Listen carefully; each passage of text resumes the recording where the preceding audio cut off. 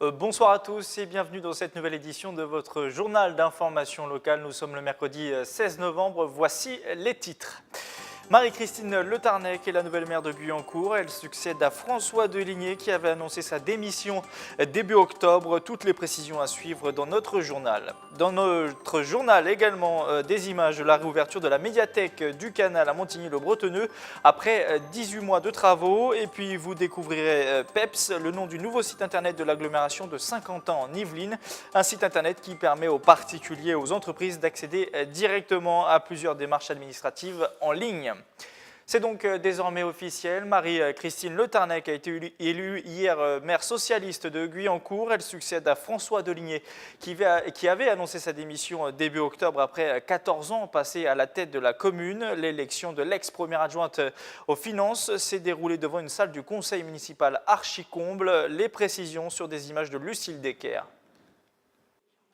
26 voix pour, 4 blancs et 2 contre. Marie-Christine Le Tarnec est depuis mardi 15 novembre la nouvelle maire socialiste de Guyancourt. L'ancienne élue en charge notamment des finances succède à François Deligné qui avait décidé début octobre de passer le relais après 14 ans à la tête de la commune. Ému au moment de prendre la parole, François Deligné restera tout de même conseiller municipal et communautaire jusqu'en 2020. Mes premiers mots, c'est pour dire que j'ai effectivement beaucoup d'émotions. C'est un passage de relais qui se passe bien. Comme je l'avais dit, je reste dans l'équipe, je resterai aussi conseiller communautaire. Mais vous le voyez, Marie-Christine mènera le projet de ville avec une équipe dynamique. Je serai jusqu'à 2020 dans cette équipe. Et c'est donc avec beaucoup de sérénité que je peux participer à ces mois et ces années qui sont devant nous.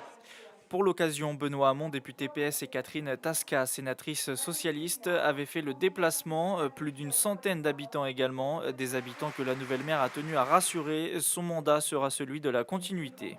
J'ai été élue sur une liste depuis 2014, donc maintenant je suis maire effectivement au milieu du mandat, mais j'ai participé à la liste de François Deligné. On a été élu pour un mandat effectivement de 6 ans avec un projet de ville et je vais respecter les engagements qui ont été pris devant les Guyancourtois et on va les tenir. L'opposition municipale, elle, a tenu à saluer l'engagement de François Deligné durant 14 ans. L'élection d'un nouveau maire signifie également de nouvelles relations avec la majorité. C'est évident que cette démission doit aussi nous permettre de relancer les échanges, de relancer les discussions avec l'exécutif. Je proposerai à Marie-Christine Le Tarnec peut-être de se voir afin de pouvoir discuter en effet des 4 années qui viendront.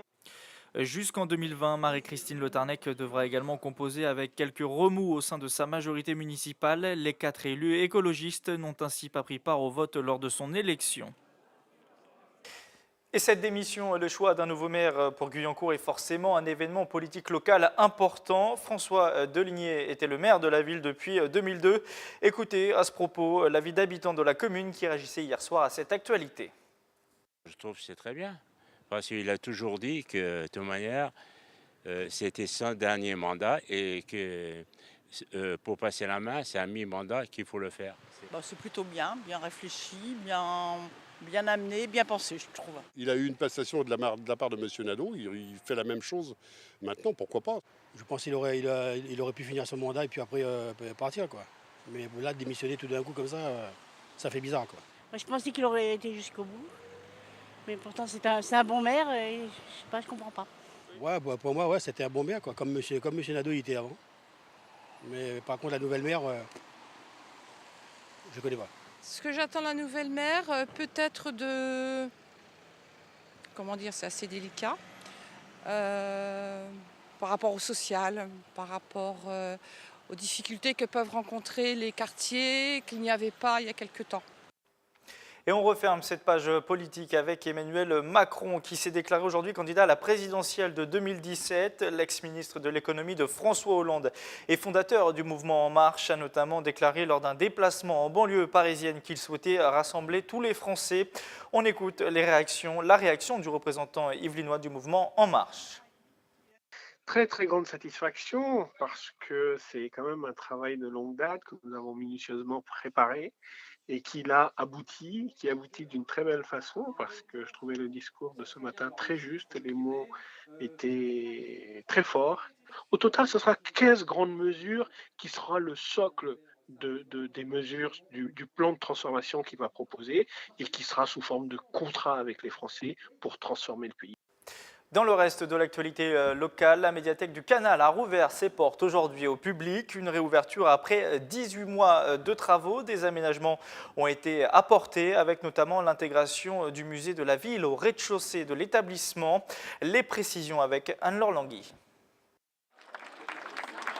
Voilà, mesdames et messieurs, il y avait le MUSEM, aujourd'hui il y a le MUMEN. Voilà. La comparaison avec le musée marseillais paraît certes exagérée.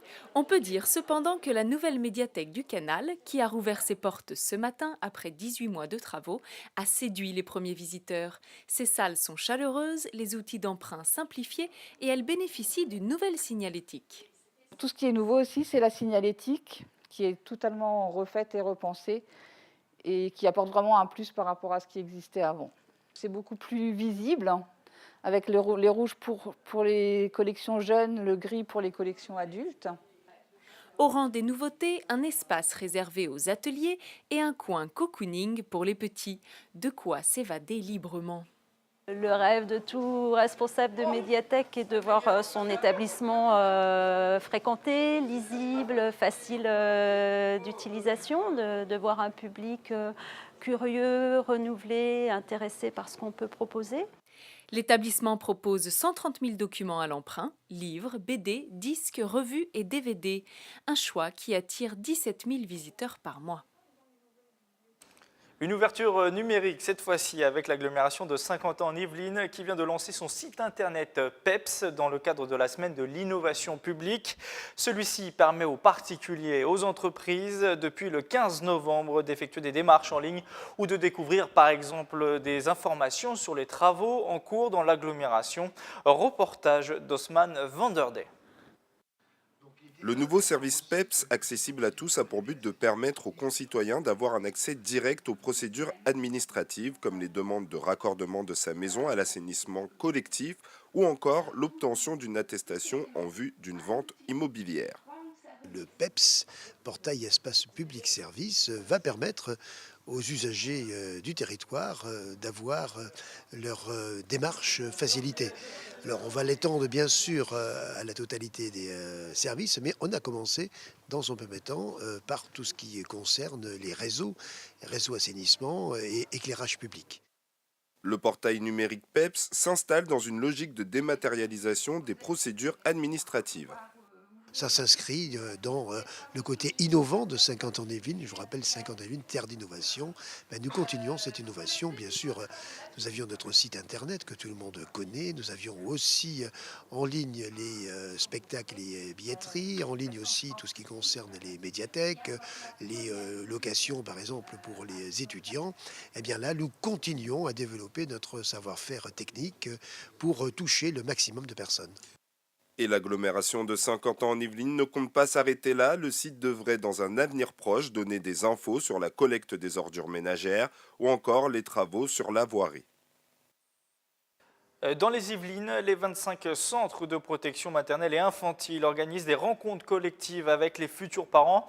L'objectif est de les aider et de les accompagner à l'approche de l'arrivée d'un nouveau-né. Une de ces réunions se tenait récemment à la PMI de Rambouillet. Un reportage de Maxime Lemaine pour le conseil départemental des Yvelines. L'arrivée prochaine d'un bébé peut être une source d'inquiétude et de questionnement. En quête de conseils, ces futurs parents participent à une réunion d'information organisée par la PMI de Rambouillet. La rencontre est animée par une sage-femme et une puéricultrice. Nous faisons un tour de table, on essaye de se présenter assez rapidement, savoir si c'est un premier enfant, où l'accouchement aura lieu, s'il y a des questions vraiment particulières. Et puis après, la parole, elle est donnée aux parents. Le grand intérêt, c'est se rencontrer, parler, s'écouter et puis répondre à toutes les questions qui n'ont peut-être pas été posées sur un autre temps, qui est le temps de la consultation médicale. Tous les questionnements de ce bébé, une fois qu'il est là, je repère les pleurs, qu'est-ce que je lui donne à manger, comment je fais les soins, le positionnement pour l'allaitement, l'installation pour le sommeil, et puis une fois que j'ai repris le travail, quel mode de garde je peux avoir. Des questions qu'il est tout à fait légitime de se poser, même lorsqu'on attend son deuxième enfant, comme c'est le cas d'Alida.